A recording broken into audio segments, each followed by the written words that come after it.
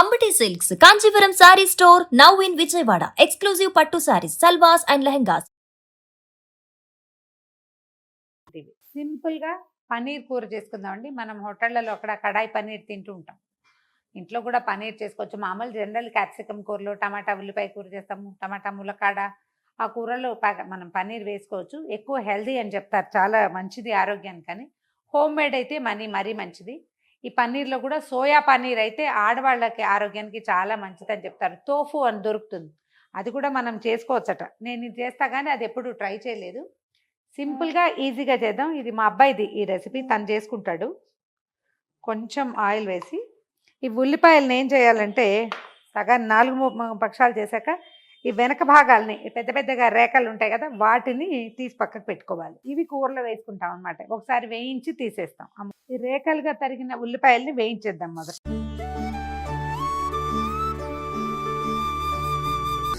కొద్దిగా ఫ్రై చేసి పక్కన పెట్టుకోవాలన్నమాట.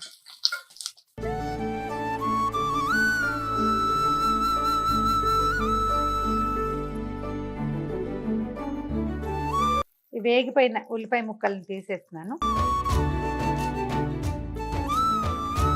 క్యాప్సికమ్ని కొంచెం పెద్ద ముక్కలుగా కట్ చేశాను. ఆ లోపల ఉన్న గింజలు తీసేసాము, అవి వేయించేద్దాం.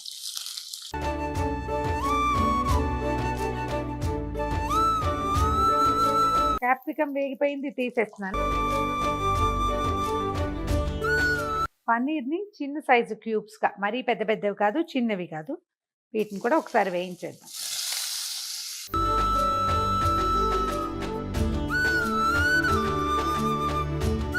వేయిస్తే ఎక్కువ రుచిగా ఉంటుందండి. వేగిన పన్నీర్ని కూడా తీసేద్దాము. ఇంకో మూకుడు పెట్టాను, అవి ముందు వేయించింది. ఒకవేళ మూకుడు క్లీన్గా ఉంటే అందులోనే చేసుకోవచ్చు, లేకపోతే ఇంకొక మూకుడు పెట్టుకుంటాం. కొంచెం మనకి మసాలాలు, తర్వాత ఏమో ఉల్లిపాయలు వేగడానికి సరిపడా ఆయిల్ వేసేసుకోవాలి. ఒక చిన్న స్పూన్ జీలకర్ర వేద్దాము. షాజీరా కూడా వేసుకోవచ్చండి. ఎందుకనో జీలకర్ర అందుబాటులో ఉండి అదే వేసేస్తున్నాను. కానీ 4 లవంగాలు, కొంచెం దాల్చిన చెక్క, ఓ 3-4 ఏలకులు, మసాలాలు మామూలుగా మనం పైన వేసుకుంటాం కదా, అట్లా ఏవైనా వేయచ్చు. ఒకవేళ మీ దగ్గర స్టార్ అనీసు అలాంటివి పువ్వులు అవి ఉంటే అవి కూడా కొద్దిగా వాసన బాగుంటుంది. మిరియాలు కూడా. పోపు వేగాక కొంచెం కరివేపాకు వేయండి, ఫ్రెష్ది. ఉల్లిపాయలు,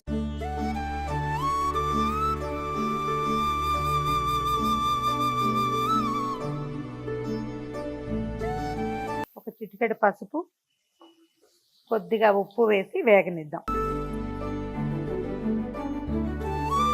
కొద్దిగా అల్లం వెల్లుల్లి పేస్ట్ వేద్దాము.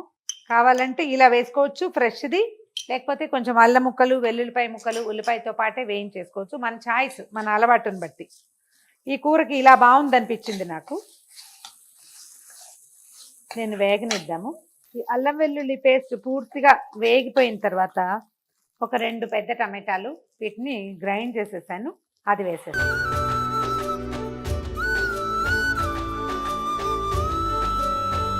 ఇదే మనకి గ్రేవీ లాగా అవుతుందన్నమాట కూరలోకి.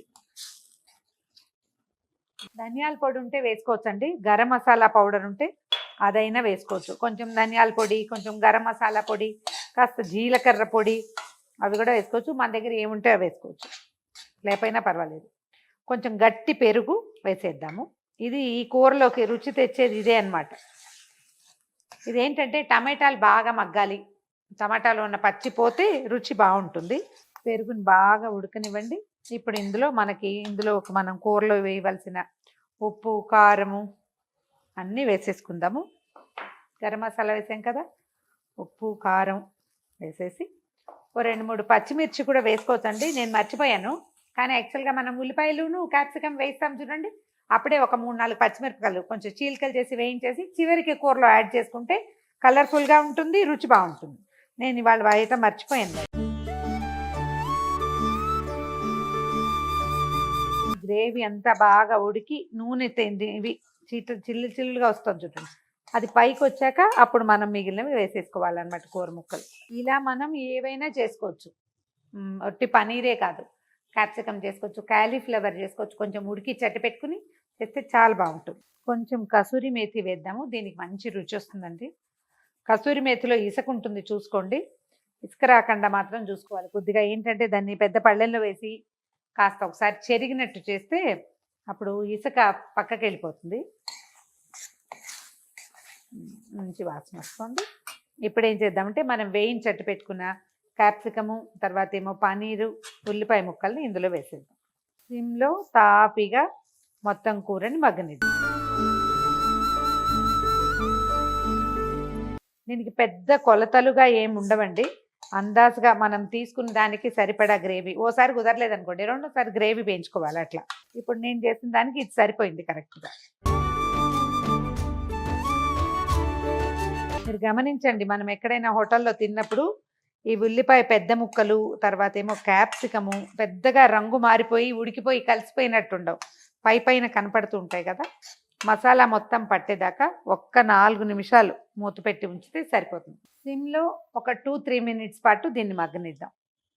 మూత పెడితే ఏంటంటే మొత్తం మసాలా అంతా ముక్కలకు పడుతుంది, చాలా బాగా కుదురుతుంది. కూర మగ్గిపోయిందండి. మనం వేసిన నూనె అంచుల వెంబడి వచ్చేస్తుంది చూడండి. కలిపేయటం, ఇంకేం లేదు.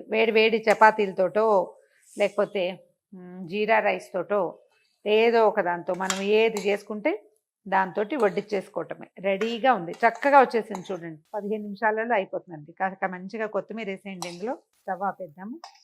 ఒకసారి ఉప్పు కారం సరి చూసుకోండి. ఏవి సరిపోకపోతే అవి ఇవేం ప్రసాదాలు కాదు కాబట్టి వడ్డిచ్చే ముందు కాకుండా స్టవ్ మీద ఉండగానే చూడండి. అవసరమైతే కలిపేసుకోవచ్చు.